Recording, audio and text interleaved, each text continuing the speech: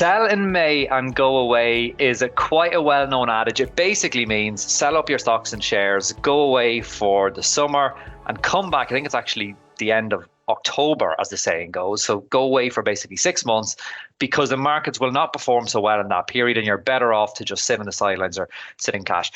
Harriet, I want to understand if there's any truth in this statement. Harriet's a portfolio manager on the multi-asset side.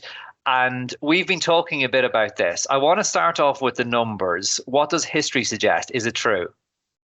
So surprisingly, it actually does hold.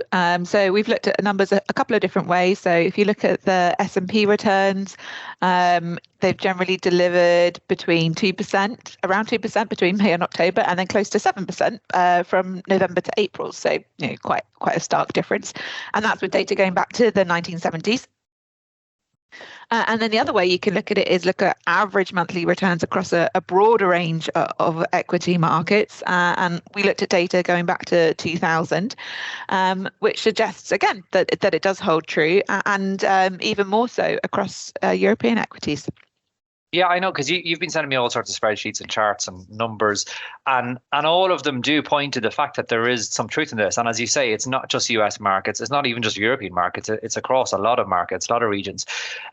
What other patterns came out? I was particularly intrigued by one of the tables you sent me on, broken down by month. Any comments on that? Yeah, so I mean, what was surprising, I thought there, we looked at the data across different time periods and obviously different regions. And September generally is just really poor month on average for equity markets, which again surprised me. And on average, again, January tends to be a relatively good month.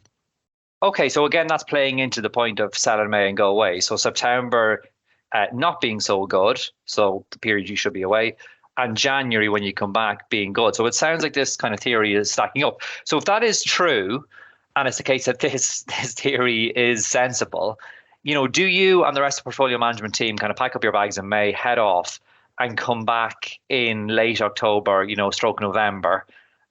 Is that the best strategy? Is that what we should be doing? It would be lovely.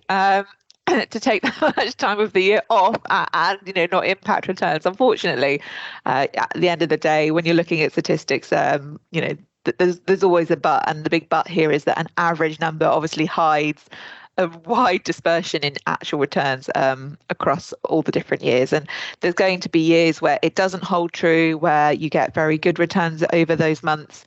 And July, even within the months that we've looked at, tends to be an average a positive month for returns. And obviously last year we saw a 9% return in July. So it would be great to be able to go away, but unfortunately we have to stay at the desk and continue to watch markets because there can definitely be some very good opportunities over the summer months. Okay, very clear. So within that period, there's definitely some periods that can do well. And as you say, even the ones that historically don't do well, it's an average. And there can be years where that's totally different. Okay, to finish up, what I think people will be most interested in is what do we think for this year? Will the theory hold true? Yeah, I mean, this year it's the outlook is very opaque from an economic perspective, and there's a lot of factors which can swing markets either way. Obviously, we have a couple of known unknowns. So we have the debt ceiling coming up in June, which will be at the forefront of investors' minds, and of course, if that doesn't pan out well and there's kind of no resolution to the debt ceiling, then that will definitely impact markets and could make the old adage feel like it's ringing true again this year. But on the other hand, we've seen growth and earnings surprises being more positive at the start of this year. And if inflation pressures ease and political risks decline, then that can provide some positive breathing space for the market. And then as we look towards the end of 2023, we expect growth to slow more and for that to start to become more visible in the data.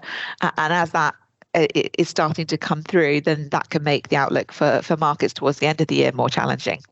Okay, interesting. So you're saying it could almost be the inverse of the theory. So at the moment, there's some reason to be positive and obviously some short-term concerns with debt ceiling and that, but we can see some positivity coming through in earnings and growth. But actually, towards the end of the year, you think that those growth concerns could come to fruition and that could be challenging. Okay, look, it's always impossible to predict what markets are going to do over the next few months. So let's wait and see. But it is interesting that you're still saying there could be opportunities in the summer months, which I take as a positive.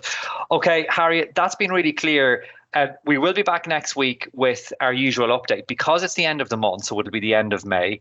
We'll be doing an update looking back, so we might be able to give a bit of insight into how well or not the theory is working this year. Until then, take care and we'll see you next week.